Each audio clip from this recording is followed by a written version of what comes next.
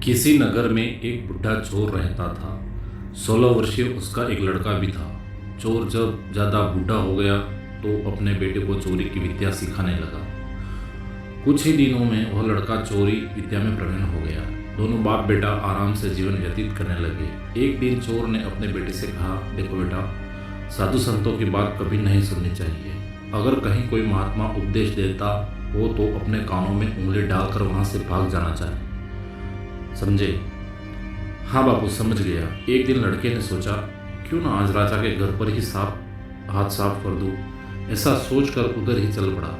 थोड़ी दूर जाने के बाद उसने देखा कि रास्ते में बगल में कुछ लोग एकत्र होकर खड़े हैं। उसने एक आते हुए व्यक्ति से पूछा, उस स्थान पर इतने लोग क्यों एकत्र हुए हैं? उस आदमी ने उत्तर दिया, वहाँ एक महात्मा उपदेश दे रहे हैं। यह सुनकर उसका माथा ठनका। इसका उपदेश नहीं सुनूंगा, ऐसा सोचकर अपने कानों में उंगली डालकर वह वहां से भाग निकला। जैसे ही वह भीड़ के निकट पहुंचा, एक पत्थर से ठोकर लगी और वह गिर गया।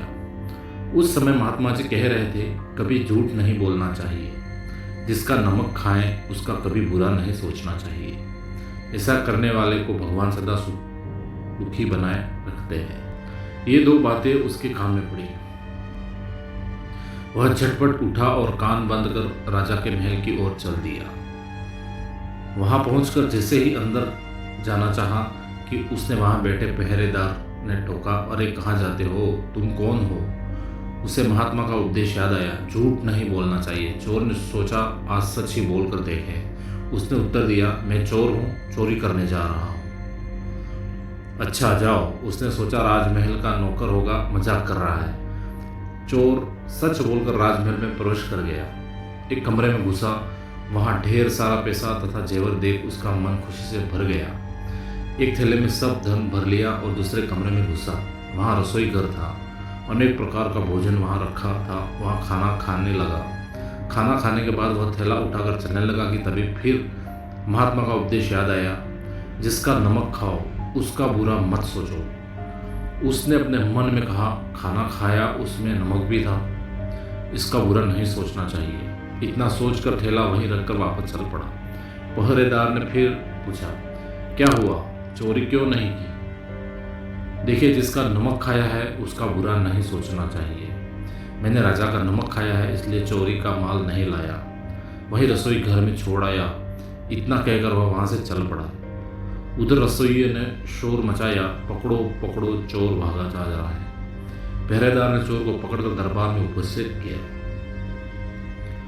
राजा के पूछने पर उसने बताया कि एक महात्मा के द्वारा दिए गए उपदेश के मुताबिक मैंने पहरेदार के पूछने पर अपने को चोर बताया, क्योंकि मैं चोरी करने आया था। आपका धन चुराया, लेकिन आपका खाना भी खाया जिसमें नमक मिला था, इसलिए आपके प्रति बुरा व्यवहार नहीं किया और धन छोड़कर भागा। उसके उत्तर पर राजा बहुत खुश हुआ और उसने अपने दरबार में नौकरी दे दी। वह 2-4 दिन घर नहीं गया तो उसके बाप को चिंता हुई कि बेटा पकड़ लिया गया। लेकिन 4 दिन के बाद लड़का आया तो बाप अचंभित रह गया। अपने बेटे को अच्छे वस्त्रों में देखकर लड़का बोला, बापूजी, आप तो कहते थे कि किसी साधु संत की बात मत सुनो, लेकिन मैंने एक महात्मा की बात सुनी और उसी के मुताबिक काम किया, तो देखिए सच्चाई का फल। मुझे राजमहल में अच्छी नौकरी मिल गई और अच्छा मेहनताना भी मिल रहा है। इसलिए अब चोरी करने की कोई आवश्यकता नहीं है और आप भी मेरे साथ चलो। महाराज से आज्ञा लेकर आपको भी कुछ कार्य मिल जाएगा। बस इसी तरह एक चोर की जिंदगी एक महात्मा के उपदेश की मात्र 2 लाइनें सुनने और उस पर अमल करने से बदल गई।